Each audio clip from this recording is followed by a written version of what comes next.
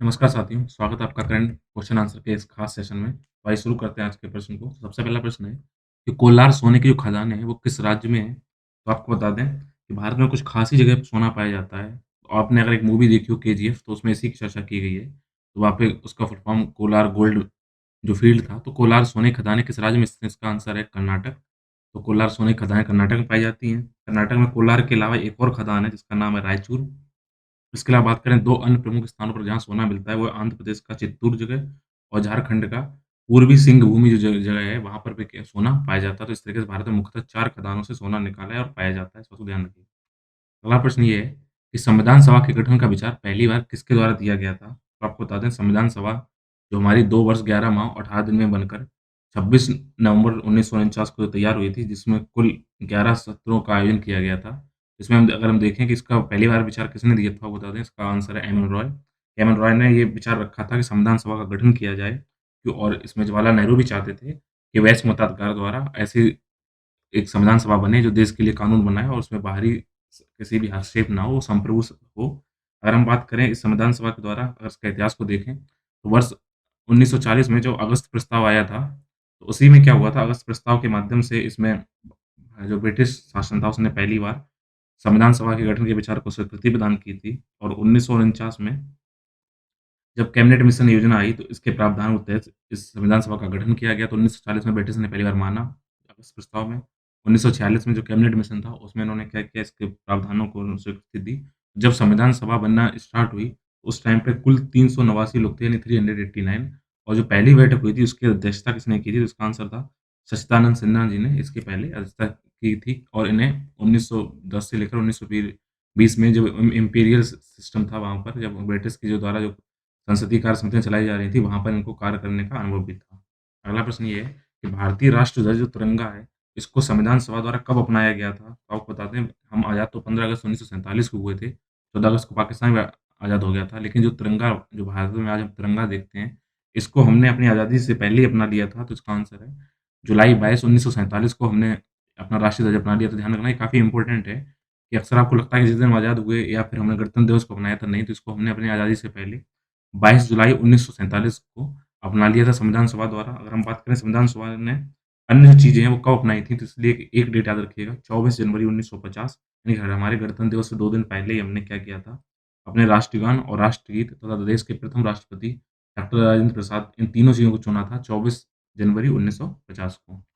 आपका अगला प्रश्न है कि क्षेत्रीय विशिष्ट मौसम विज्ञान केंद्र अर्थात रीजनल स्पेशलाइज्ड मेट्रोलॉजिकल जो सेंटर है, उनका केंद्र देश के अंदर कहाँ पर है? और ये इनका मुख्य कार्य क्या होता है? जो मौसम संबंधी गतिविधियाँ होती हैं, उनमें अपनी एक-दूसरे के आँकड़ों को साझा करके ये करते हैं क्या? कि आपको एक सटीक जानकारी देते हैं मौसम के बारे में। तो क्षेत्रीय विशिष्ट मौसम विज्ञान केंद्र देश में नई दिल्ली के अंदर स्थित है। आपको बता दें नई दिल्ली में इस केंद्र के अलावा कुल ऐसे इसी टाइप के विश्व में 6 क्षेत्रीय विशिष्ट मौसम विज्ञान केंद्र हैं। अगर हम बात करें इसमें वर्ल्ड मेट्रोलॉजिकल ऑर्गेनाइजेशन और इसके साथ-साथ एक है यूनाइटेड नेशन का economic and social commission for Asia and Pacific. तो ये सारे मिलकर कार्य क्या करते हैं? तो ये जो मैंने आपको बताया डब्ल्यूएमओ यूनाइटेड नेशन का economic and social commission for Asia Pacific क्या करता है?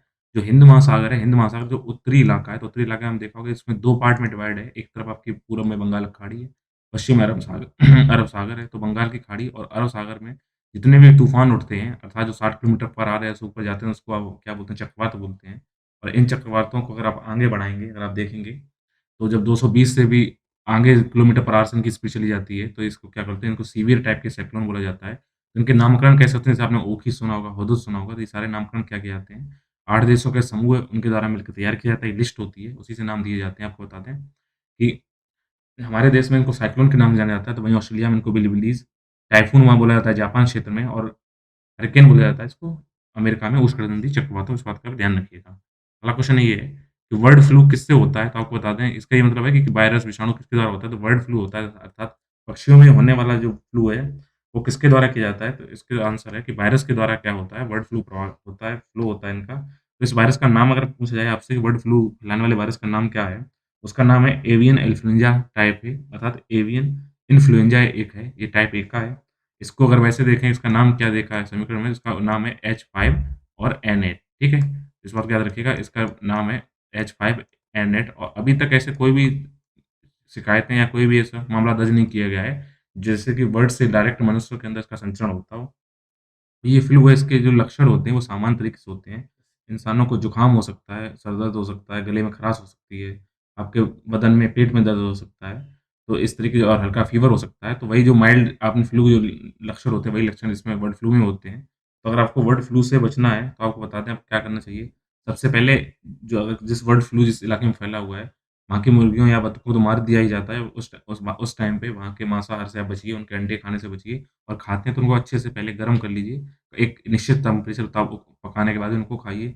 इसके अलावा ज़्यादातर इसमें दिक्कतें क्या आती हैं, जो ऐसे लोग होते होते हैं जो डायरेक्ट कॉन्टैक्ट में रहते हैं, उनको मुर्गियों या बतखों के उनको निस्तारण कर रहे होते हैं, तो आप उनसे वो क्या करें, अच्छे से ट्रीटमेंट करें, खुद को सैनिटाइज़ करते रहें, क्वारंटीन करें और अक्सर आप क्या करिए, जब भी खाना खाइए उससे पहले आप हाथ ज़रूर धोइएगा। आपको बता दें इसी टाइप का एक एवियन इन्फ्लुएंजा दूसरा है जिसका नाम है H5N1 अगर आपने ये नाम सुना हो तो ये काफ़ी इम्पोर्टेंट नाम है। H5N1 जो किसका है, ये स्वाइन फ्लू का ये इन्फ्लुएंजा है, वायरस है। तो इसको क्या किया गया वर्ष 2019 में हमने तब से अभी तक कोई मामला देखा नहीं गया, तो भारत को H5N1 वायरस से मुक्त घोषित कर दिया गया। अगर आगे कोई इसमें कोई आता है लक्षण, तो हम इसको दोबारा इस कैटेगरी में लाएँगे, लेकिन 2019 में हमने इसको क्या किया है कि अपने इसको जो विश्व स्वास्थ्य संगठन है उसके द्वारा वहाँ पे हमको इसको मुक्त घोषित किया है हमारे H5N1 वायरस इन्फ्लुएंजा से। अगला क्वेश्चन अब ये है विश्व सोना परिषद अर्थात वर्ल्ड गोल्ड काउंसिल का मुख्यालय कहाँ पर है? तो अगर हम देखें वर्ल्ड गोल्ड काउंसिल है, उसके मुख्यालय की बात की जाए, तो ये लंदन अर्थात यूनाइटेड किंगडम के अंदर है, इंग्लैंड के अंदर है। इसके अलावा भारत, चीन, सिंगापुर, जापान और संयुक्त राज्य अमेरिका में इसके क्षेत्रीय कार्यालय हैं। अगर हम बात करें इसका मुख्य कार्य क्या होता है, ये सोने को लेकर एक पूरे वर्ल्ड में एक निश्चित बाज़ार, उनके मानदंड निर्धारित करने में क्या करता है, उनको हेल्प करता है। ना केवल उनके मानदंड निर्धारित करता है, बल्कि सोने के खनन से लेके उसके निवेश तक के सारे क्रियाकलाप देखता है। उसमें किसी भी त्रुटि को केंद्रित करने की या एकरूपता लाने की मदद करता है। ये सारे कार्य इस विश्व सोना परिषद के द्वारा किए जाते हैं।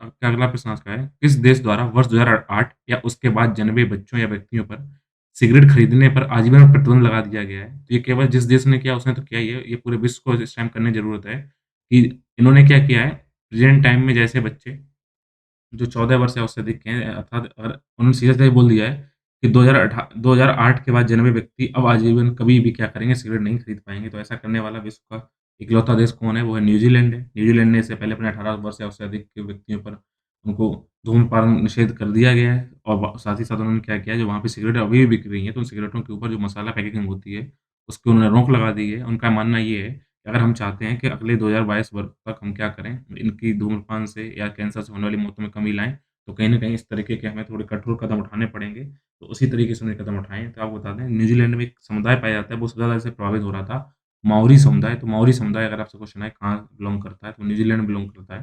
तो उन्हीं को ध्यान रखकर उन्होंने ये बनाया है और ये काफ़ी सराहनीय कदम है। अन्य देशों को भी इनसे सीख लेनी चाहिए।